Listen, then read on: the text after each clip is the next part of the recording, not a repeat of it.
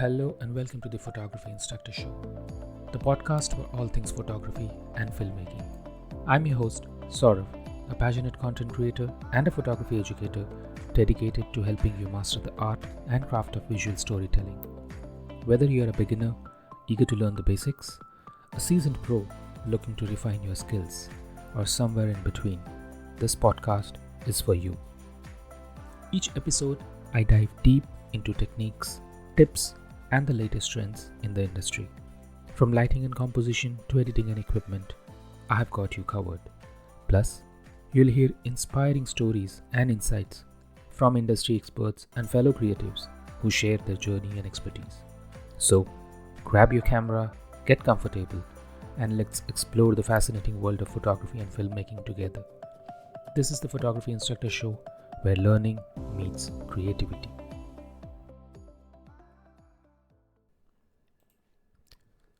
Today we are diving into another crucial yet often misunderstood topic in photography: metering and its various types. If you have ever wondered why your camera sometimes gives you a dark or blown out image, even when you think your settings are correct, metering might be the reason. Let's get started.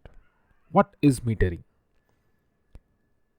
In photography, metering refers to how your camera measures the brightness of a scene to determine the optimal exposure. Your camera has a built-in light meter that reads the light reflecting off your subject and helps decide what combination of shutter speed, aperture, and ISO will give you a well-exposed image. But here's the catch. Your camera's meter is designed to expose scenes as a middle gray, around 18%. So, if your scene has a lot of bright whites or deep blacks, your camera may misinterpret it unless you tell it how to read the scene correctly using metering modes. Why understanding metering matters? Why should you even care about metering? Because metering affects your exposure and the mood of your images. Imagine photographing a bride in a white dress against an extremely bright sky. If your camera uses the wrong metering mode, it might darken the image, making her dress look grey instead of white. Or if you are shooting a person against a dark background, the camera might overexpose the image, blowing out the skin tones. Knowing how your metering modes work will help you make intentional exposure decisions rather than leaving it to your camera's default. Now let's understand the types of metering in photography. First one, evaluative or matrix metering. This mode divides your frame into multiple zones and evaluates light, color, and distance to give a balanced exposure. It's excellent for general shooting, like landscapes, street photography, or any scene with even lighting. However, it may struggle when there is a strong backlight or extreme contrast. Next up, center weighted metering. This mode prioritizes the center area of your frame while still considering the edges. Useful when your subject is in the center and you want to ensure correct exposure for them, like portraits. It's less influenced by bright or dark edges around your frame. Next up, spot metering. This is the most precise mode, measuring light from a small spot, often say about 1 to 5% of the frame. Typically the center or your selected focus points. Ideal for high contrast scenes or when your subject is significantly lighter or darker than the background. Example, photographing the moon, a bird against the sky, or a performer under a spotlight. Next up, partial metering. Similar to spot metering but covers a slightly larger area, say about 10 to 15% of the frame. Useful when you need more context than spot but still want to ignore the extreme edges of your frame.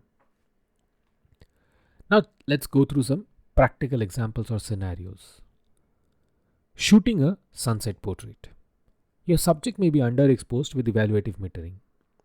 Switch to spot metering on your subject's face to get them correctly exposed while allowing the background to go bright. Shooting landscapes, use evaluative or matrix metering to get a very balanced exposure of the scene. Indoor portraits with a bright window behind. Spot or center weighted metering on your subject's face will prevent them from turning into a silhouette. Now let's have some practical tips for using the metering effectively. Don't blindly trust your camera's metering. Use your histogram to confirm exposure. Combine metering modes with exposure compensation to adjust when needed. Practice metering in different lighting scenarios to train your eye on how it affects your final image. Remember, metering is just a guide. Your creative intent should always lead your exposure choices. Metering might seem technical, but it's a powerful tool to gain control over your imagery. By understanding how your camera sees light and choosing the right metering mode, you'll consistently get better exposures and fewer "why is this so dark" moments. All the best. Thank you so much for tuning into this episode of the Photography Instructor Show. I hope you found it informative and inspiring. Remember, the journey of mastering photography and filmmaking is a continuous one, filled with endless possibilities and creativity. If you enjoyed today's episode, be sure to subscribe, rate, and review on your favorite podcast platform.